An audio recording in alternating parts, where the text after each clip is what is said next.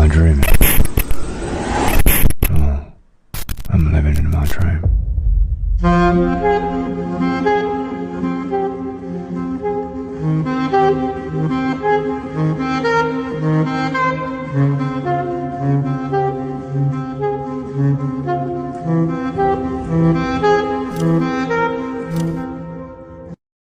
Am I dreaming?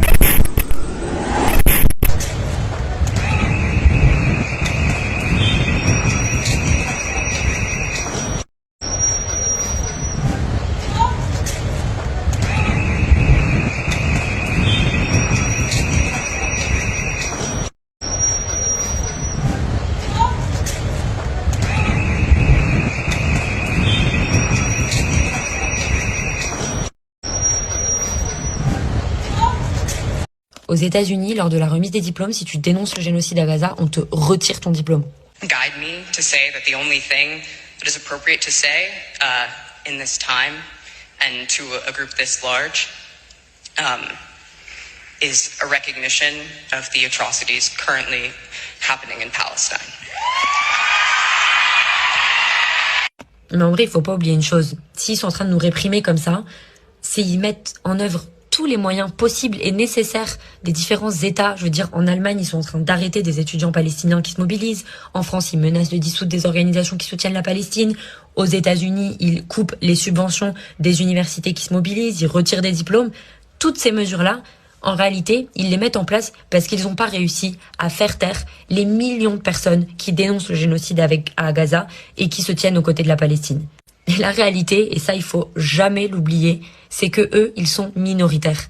Parce qu'il faut vraiment être du mauvais côté de l'histoire, du côté de la violence, de la colonisation et de la brutalisation des peuples pour défendre ce qu'est en train de faire l'État d'Israël à Gaza. Et nous, ne l'oublions pas, on est du bon côté de l'histoire, on est du côté pour la lutte, pour la justice et pour la liberté, pour un peuple qui lutte depuis 77 ans pour son autodétermination. Pas non plus que de la même manière que leur répression, elle est coordonnée au niveau international, nous, la lutte qu'on mène pour la liberté du peuple palestinien, elle est internationale et on la partage avec les étudiants qui luttent en Allemagne, aux États-Unis et partout dans le monde. C'est pour ça qu'il faut venir au grand meeting internationaliste qu'on organise le 24 mai à Paris avec Révolution Permanente. Internationaliste, ça veut dire quoi? Ça veut dire qu'il y aura des militantes de plein de pays dans le monde qui vont venir nous raconter comment est-ce qu'ils s'affrontent à leur gouvernement, c'est quoi les combats qu'ils sont en train de mener actuellement. Donc ça va être l'occasion d'échanger des expériences, mais y compris de discuter comment on fait face ensemble à la brutalité de l'impérialisme, comment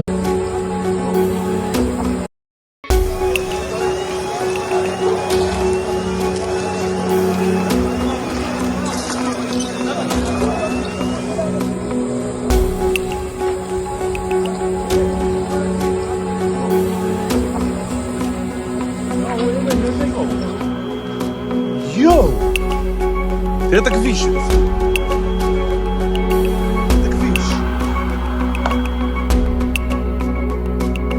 I'll go onto my knees and I will beg you for these people. I'm a proud man and I'm a nurse. I've paid to go to Palestine myself. I've had babies die in my arms. They shot pregnant women in front of me. For love, for humanity, for Islam. Stand with your Islamic peoples. Tu vois ce que je veux dire? Il venait d'un prestige. N'oublie pas que le dernier grand président qu'on a eu, c'était le général de Gaulle, tu vois, c'était un militaire, tu vois ce que je veux dire? Il venait d'un prestige militaire. Son premier ministre, tu te rappelles qui était le premier ministre de Gaulle? Pompidou. Qu'est-ce qu'il était, Pompidou? Ah, Rothschild. Directeur de la banque Rothschild. Tu vois, déjà, tu comprends l'histoire là. Et puis, qu'est-ce qu'on arrive à Macron à la fin? Qu'est-ce qu'il est, Macron? Associé gérant en Rothschild. Ouais. Donc, en fait, tu découvres que, en fait, la démocratie, c'est la pouvoir de la banque par la banque qui finance un politique. Comme le principe de la banque, c'est la dette, c'est-à-dire c'est de te prêter de l'argent qui fabrique à partir de rien pour que toi, tu rembourses le prêt à intérêt avec ton travail, c'est-à-dire avec de la richesse qui, elle, existe. Donc, tu comprends logiquement que le président de la République étant un employé de banque, tu sais, au sens radical, c'est un employé du banque, et donc on a bien Macron qui était un employé de banque, sa fonction politique est d'aggraver la dette, parce qu'aggraver la dette, c'est augmenter le pouvoir des banques sur le pays. Et qu'est-ce que c'est que le principe de la dette? C'est la garantie hypothécaire. Quand le pays peut plus rembourser, tu regardes la Grèce, le mec se rembourse avec quoi? Eh ben, il te pique tes aéroports, tes ports, et tout ça, c'est de la richesse réelle, tu vois. Bon, si tu fais une révolution, il part pas avec sur le dos, hein. Le seul moyen, à un moment donné, de reprendre le pouvoir dans ce système-là, c'est le banquier. N'oublie pas que ne va pas s'arrêter là, elle va durer plusieurs jours. jamais l'Iran n'avait subi une telle attaque. Et qu'en plus, cette attaque ne va pas s'arrêter là, elle va durer plusieurs jours. Vous diriez que c'est grave, c'est très grave ce qui s'est passé cette nuit? Franchement, pour tous ceux qui commentent l'actualité internationale, on en est effectivement à retenir les commentaires. On essaye d'être un peu raisonnable, mais objectivement, c'est très, très grave. On est vraiment à un tournant. Israël, c'est vrai, se préparait à ce type de frappe depuis longtemps, notamment avait expliqué par le biais de Benjamin Netanyahou que c'était une menace existentielle, ce programme nucléaire iranien.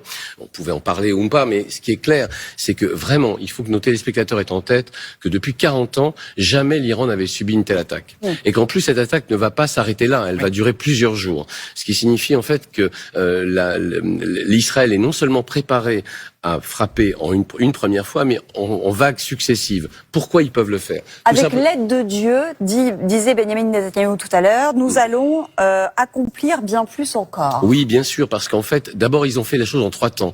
Entre octobre et décembre, vous savez, lorsque l'Iran avait tenté de frapper Israël avec des missiles et des drones, l'armée israélienne avait lui aussi répliqué sur l'Iran et avait détruit l'ensemble des défenses aériennes iraniennes. Autrement dit, l'Iran est nu face à des vagues d'attaques aériennes de la part d'Israël. D'ailleurs, ça se voit même à la façon dont l'Iran a commencé à répondre. De bruit de fond, c'est devenu quelque chose. Ce qui est effarant, c'est que cette guerre est devenue dans les médias occidentaux une sorte de bruit de fond. C'est devenu quelque chose auquel les gens s'habituent. Alors que si j'ai bien compris, le poids des bombes qui sont tombées sur Gaza dépasse déjà Londres, Hambourg et Dresde pendant la Seconde Guerre mondiale. C'est un territoire qui est à peine plus grand que la Gironde. Et cette absence de sursaut international et au contraire ce tombereau d'injures qui s'abattent sur tous ceux qui osent critiquer ce qui se passe à Gaza est quand même très révélateur. Il y a quelques voix qui se font entendre paradoxalement en Israël. C'est souvent des anciens hauts responsables israéliens. Les anciens, soit se radicalisent encore plus, soit commencent enfin à dire la vérité. L'ancien ambassadeur au Vatican, il semble s'être radicalisé. Il nous dit aujourd'hui qu'Israël ne doit pas assister aux funérailles du pape François parce que le pape François était un ignoble antisémite qui avait le culot de parler de Gaza et d'appeler la paroisse de Gaza tous les soirs. Par contre, l'ancien patron du Mossad tient des propos qui en France pourraient le faire poursuivre, peut-être pour apologie du terrorisme. Même l'ancien patron de la CIA, Leon Panetta, nous dit que l'attaque qui a eu lieu au Liban est un acte de terrorisme. Donc c'est souvent chez les militaires qu'on entend la voix de la raison, parce que ces gens-là connaissent les limites de la force brute et ils savent que dans une guerre coloniale, vous ne pourrez pas mater une population tout entière. Et je pense que si cette question palestinienne continue de parler à tellement de gens à travers le monde, c'est parce qu'elle est perçue comme l'une des dernières questions coloniales. Ce qui est effarant, c'est que cette guerre est devenue dans les médias occidentaux une sorte de bruit de fond.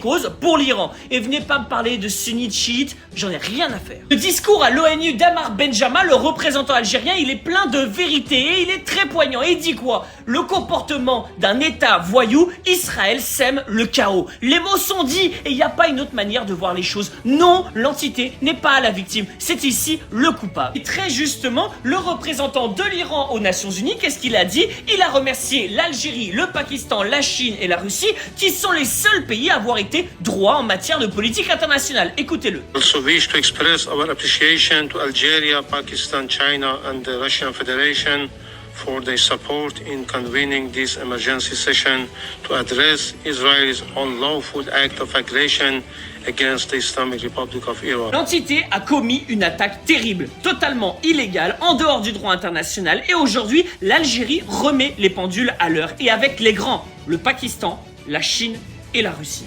تحيا الجزائر. جبد خراك ليه جبد خراك ليه جبد روحك ليه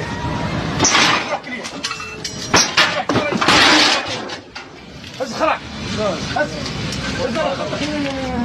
غيبك هز عليا خراك عود عليا تمشي امشي امشي خذ تقعد تقعد تقعد تقعد حط في المشروع قاعد قاعد جبد خراك ليه جبد روحك ليه روحك ليه هز خراك هز غيبك هز امشي. A été arrêté suite à son mandat d'arrêt en Grèce. Non, je rigole, c'est faux. Ça serait arrivé si les pays appliquaient les lois. En revanche, lui, il a redécidé de bombarder de nouveau Gaza. Encore. Le mec, en 24 heures, il a bombardé l'Iran, le Yémen et rebombarde Gaza. Demain, il fait quoi, le Liban?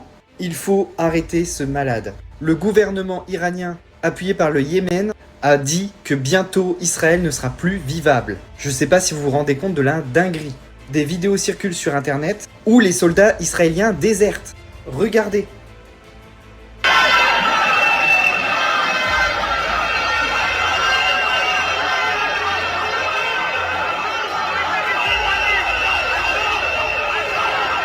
On est en train d'atteindre une escalade, c'est du jamais vu de l'histoire de l'humanité. À cause d'un homme qui fait des génocides, qui a respecté aucun traité en 50 ans, qui finance des groupes terreaux, qui a un mandat d'arrêt au cul, et personne ne l'arrête, et tout l'Occident le soutient. Ah ça, vous verrez pas ça sur CNews ou BFM. Alors partagez un maximum. Benjamin Netanyahou a été arrêté suite à son mandat d'arrêt en Grèce. Non, je rigole, c'est faux. Ça serait arrivé si les pays appliquaient les lois. En revanche, lui, il a redécidé de bombarder de nouveau Gaza. Encore. Le mec, en 24 heures, il a bombardé l'Iran, le Yémen et rebombarde Gaza. Demain, t'as des courbatures et tu espères qu'il y a... On est en réservé, hein. On est venu à la paillote Bambou. Et en fait, on nous refuse parce qu'on porte les hijabs. Donc on est refusé à la paillote Bambou alors que je suis déjà une cliente habituelle, je viens souvent. Et là, donc, on est refusé parce qu'on porte le voile. Donc, les signes religieux sont dorénavant interdits à la paillote Bambou. Voilà. Si jamais vous voulez gâcher votre soirée, bah écoutez, réservez ici et... Alors, je vous explique. Il y a 2 semaines, il y a 3 semaines, donc non, bien plus longtemps. Il y a 3 semaines, j'ai réservé à la paillote Bambou à la Grande Motte, à côté de Montpellier. A lot of towns don't want to talk about it because they're so embarrassed by it. In Springfield, they're eating the dogs, the people that came in. They're eating the cats. They're eating the pets of the people that live. Je change toutes les semaines et eux, ils vont avoir chacun 1,5 kg de viande par jour. Et leurs soigneurs arrivent à les reconnaître et donc à leur donner précisément la quantité chaque jour. Ils vont avoir de tout comme viande, sauf du porc, pour éviter les bactéries. Ce jour de jeûne, et leurs soigneurs arrivent à les reconnaître et donc à leur donner précisément la quantité chaque jour. Ils vont avoir de tout comme viande, sauf du porc, pour éviter les bactéries. Ce jour de jeûne change toutes les semaines et eux, ils vont avoir chacun 1,5 kg de viande par jour. Et leurs soigneurs arrivent à les reconnaître et donc à leur donner précisément la quantité chaque jour. Ils vont avoir de tout comme viande, sauf du porc, pour éviter les bactéries. Ce jour de jeûne change toutes les semaines et eux, ils vont avoir chacun 1,5 kg de viande par jour. Et leurs soigneurs arrivent à les reconnaître et donc à leur donner précisément la quantité chaque jour. Ils vont avoir de tout comme viande, sauf du porc, pour éviter les bactéries. لهنا كنت كنشطح في تيك شنو اللي جابك لهنا كنت كنشطح في تيك توك يا ربي الايام ترجع بيا اللور وانت شنو جابك لهنا كنت كنتفرج في هادي وكل كيشطحوا في تيك توك ولهذا بعدت على طريق الله شنو اللي جابك لهنا كنت كنشطح في تيك توك يا ربي الايام ترجع بيا اللور وانت شنو جابك لهنا كنت كنتفرج في هادي وكل كيشطحوا في تيك توك ولهذا بعدت على طريق الله شنو اللي جابك لهنا كنت كنشطح في تيك توك يا ربي الايام ترجع بيا اللور وانت شنو جابك لهنا كنت كنتفرج في هادي وكل كيشطحوا في تيك توك ولهذا بعدت على طريق الله شنو اللي جابك لهنا كنت كنشطح في تيك توك Please, I'll go on to my knees and I will beg you. Allow us to march to Palestine.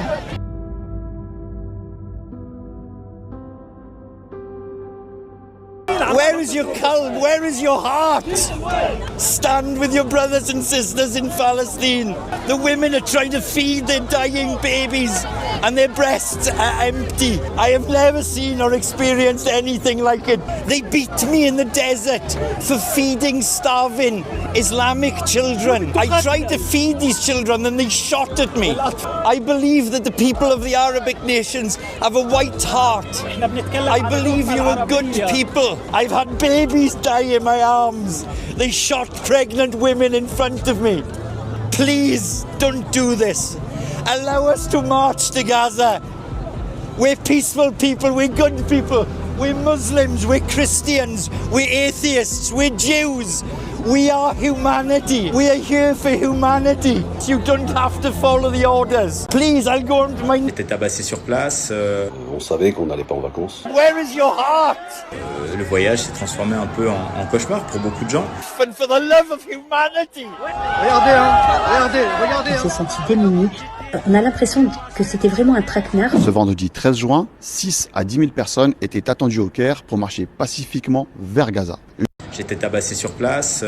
On savait qu'on n'allait pas en vacances. Demain, Israël attaque l'Iran. L'Iran se défendra. Déjà, le Pakistan a dit qu'il se rangerait du côté de l'Iran. Seront impliqués dans cette guerre immédiatement l'Égypte, tous les pays arabes, mais évidemment la Russie et la Chine à travers la question syrienne, car la Russie ne peut pas reculer plus qu'elle a reculé en abandonnant déjà la Libye. N'oublions pas que la Syrie est le débouché de la marine russe sur la Méditerranée. Donc de toute façon, nous arrivons là à une troisième guerre mondiale qui finalement remet face à face l'empire américano-sioniste et finalement la grande Russie orthodoxe de Poutine, avec derrière les Chinois qui sont du côté russe discrètement. Donc nous sommes réellement là dans une guerre mondiale qui est une vraie guerre mondiale comme il n'y en a jamais eu, parce que je ne vois aucun pays, peut-être à part certains pays scandinaves, échapper à l'implication guerrière immédiate, à cause de cette saloperie globale qui est ce projet américano-sioniste à la fois bancaire et oligarchique et délirant, face à une troisième guerre mondiale qui sera, sur une courbe exponentielle par rapport à la première et la deuxième. La première, c'est 20 millions de morts, la deuxième, c'est 50 millions de morts. La troisième, compte tenu des armements en présence et du nombre de nations impliquées, peut aller allègrement aux 200 millions de morts, 500 millions de morts, il n'y a pas de problème. Et nos élites oligarchiques. Demain, Israël attaque l'Iran. L'Iran se... Déjà, le Pakistan a dit qu'il se rangerait du côté de l'Iran. Seront impliqués dans cette guerre immédiatement l'Égypte, tous les pays arabes, mais évidemment la Russie et la Chine à travers la question syrienne, car la Russie ne peut pas reculer plus qu'elle a reculé en abandonnant déjà la Libye. N'oublions pas que la Syrie est le débouché de la marine russe sur la Méditerranée. Donc de toute façon, nous arrivons là à une troisième guerre mondiale qui finalement remet face à face l'empire américano-sioniste et finalement la grande Russie orthodoxe de Poutine, avec derrière les Chinois qui sont du côté russe discrètement. Donc nous sommes réellement là dans une guerre mondiale qui est une vraie guerre mondiale comme il n'y en a jamais eu, parce que je ne vois aucun pays, peut-être à part certains pays scandinaves, échapper à l'implication guerrière immédiate, à cause de cette saloperie globale qui est ce projet américano-sioniste à la fois bancaire et oligarchique et délirant, face à une troisième guerre mondiale qui sera, sur une courbe exponentielle par rapport à la première et la deuxième. La première, c'est 20 millions de morts, la deuxième, c'est 50 millions de morts. La troisième, compte tenu des armements en présence et du nombre de nations impliquées, peut aller allègrement aux 200 millions de morts, 500 millions de morts, il n'y a pas de problème. Prières, des invocations, mais tu fais des prières, des invocations, mais tu continues à mal manger, à te détester, à t'auto-saboter. Le corps, c'est une MN devant Dieu.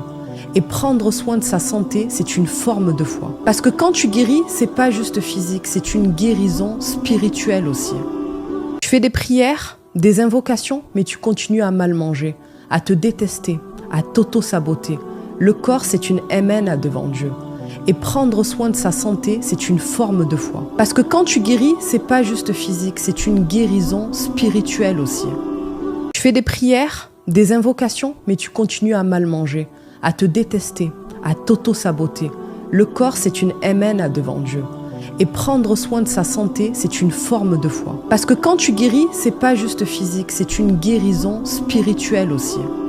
Tu fais des prières, des invocations, mais tu continues à mal manger, à te détester, à t'auto-saboter. Le corps, c'est une MN devant Dieu. Et prendre soin de sa santé, c'est une forme de foi. Parce que quand tu guéris, c'est pas juste physique, c'est une guérison spirituelle aussi.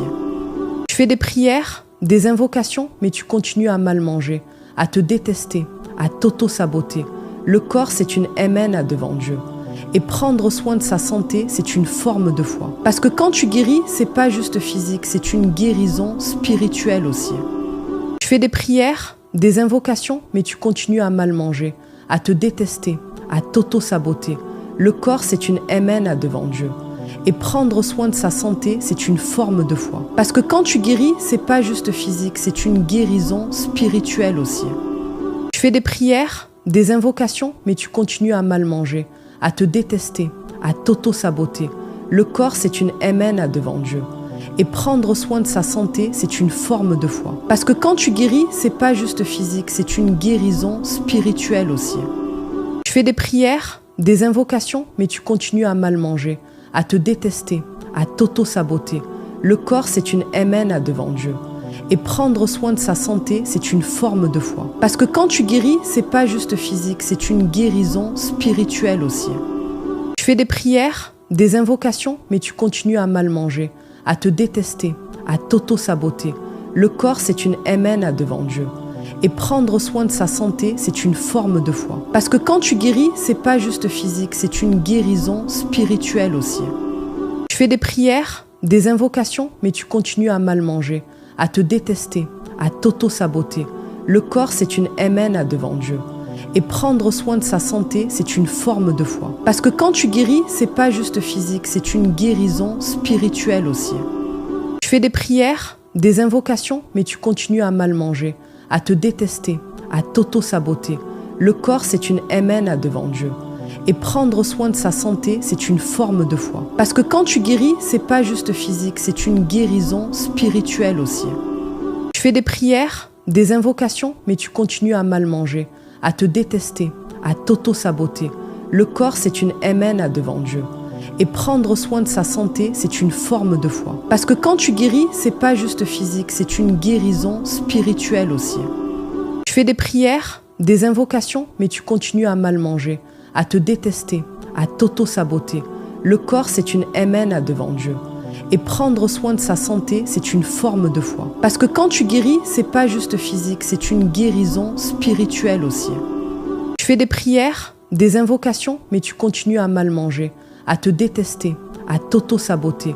Le corps, c'est une MN devant Dieu. Et prendre soin de sa santé, c'est une forme de... Qu'ils empoisonnaient le lait maternel des mères allaitantes qui avaient été vaccinées. Il y a un autre graphique. Je ne dis pas à la légère que cela ressemble à la science de Mengele. Je suis juive et j'ai perdu de grands-oncles et tantes dans l'Holocauste. Je ne fais donc pas cette comparaison à la légère, mais c'est bien de la science à la Mengele. Il y a un autre graphique qui montre combien de bébés ils rendent malades avec du lait maternel empoisonné. Et ils n'ont à ce jour pas averti les mères vaccinées qu'ils mettaient du polyéthylène glycol, qui est un produit dérivé du pétrole, dans le lait qu'elles donnent à leurs bébés. Ils ont donc un graphique montrant que tant de bébés allaités souffrent d'œdème, c'est-à-dire d'un gonflement des tissus. Tant d'autres ont de la fièvre, tant d'autres vomissent. Ceux-là sont inconsolables, vous ne pouvez pas les consoler. Et un pauvre bébé a eu des convulsions et est mort après avoir été allaité par une mère vaccinée.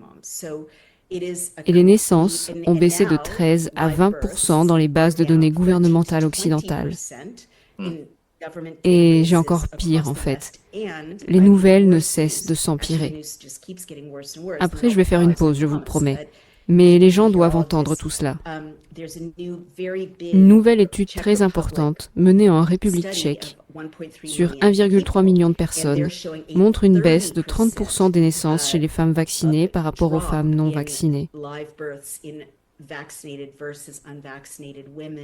Une autre étude vient de paraître, suggérant que les femmes perdent la majorité de leurs ovules si elles sont vaccinées. C'est donc catastrophique.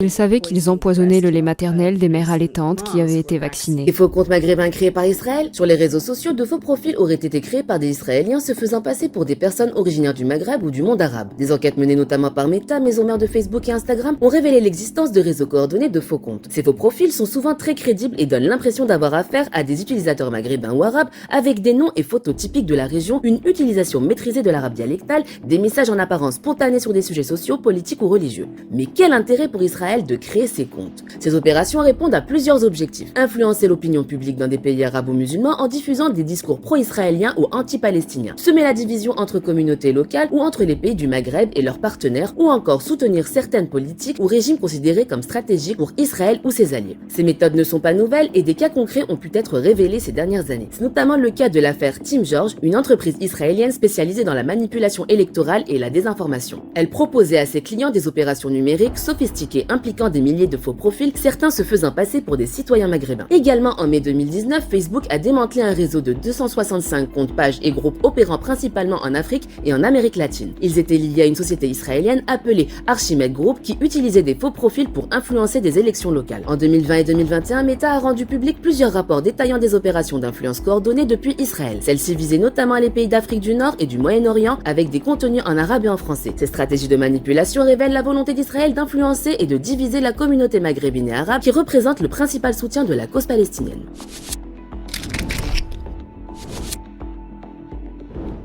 Des faux comptes maghrébins créés par Israël. Sur les réseaux sociaux, de faux profils auraient été créés par des Israéliens se faisant passer pour des personnes originaires du Maghreb ou du monde arabe. Des enquêtes menées notamment par Meta, maison mère de Facebook et Instagram, ont révélé l'existence de réseaux coordonnés de faux comptes. Ces faux profils sont souvent très crédibles et donnent l'impression d'avoir affaire à des utilisateurs maghrébins ou arabes avec des noms et photos typiques de la région, une utilisation maîtrisée de l'arabe dialectal, des messages en apparence spontanés